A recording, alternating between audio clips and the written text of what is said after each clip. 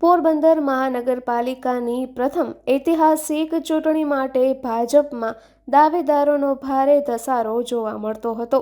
પ્રજાની સેવા કરવા માટે જાણે હોડ લાગી હોય તેમ 52 બેઠકો માટે 450થી વધુ દાવેદારોએ ભાજપ કાર્યાલય ખાતે સેન્સ પ્રક્રિયામાં દાવેદારી નોંધાવી છે. પોરબંદરના રાજકીય ઇતિહાસમાં એક નવો અધ્યાય લખાવા જઈ રહ્યો છે. પોરબંદરને મહાનગરપાલિકાનો દરજ્જો મળ્યા બાદ હવે શહેર પ્રથમ વખત મનપા તરીકે ચૂંટણીના મેદાનમાં ઉતરશે. હાલમાં વહીવટી શાસન હેઠળ રહેલી આ મહાનગરપાલિકા માટે ચૂંટણી પંચ દ્વારા જાહેરાત થઈ છે, જે મુજબ 26 એપ્રિલે મહાનગરપાલિકાની ચૂંટણી યોજાશે અને તારીખ 28 એપ્રિલના મતગણતરી બાદ પરિણામ જાહેર થશે.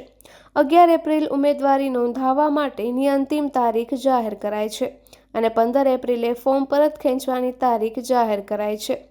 ચૂંટણી જાહેર થતાં જ રાજકીય પક્ષો પણ સજ્જ બન્યા છે, ત્યારે સત્તાધારી પક્ષ ભાજપ દ્વારા પણ પોતાની તૈયારીઓ ચરમસીમાએ પહોંચાડવામાં આવી છે.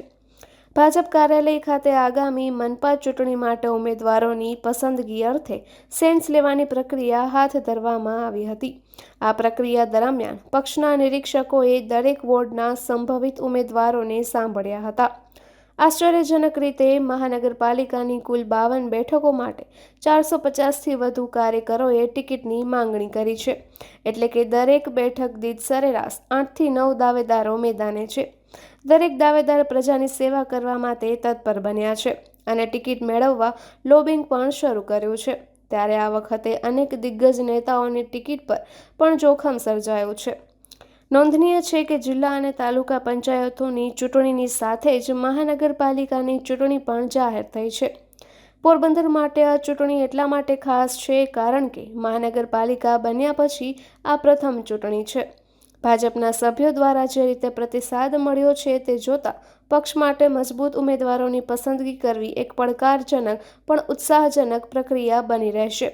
હાલમાં વહીવટી શાસન હોવાથી લોકો પાયાની સુવિધાઓ અંગે પણ જાગૃત છે, ત્યારે દરેક દાવેદાર પોતાની લોકપ્રિયતા અને કામના આધારે ટિકિટ મેળવવા એડીચોટીનું જોર લગાવી રહ્યો છે.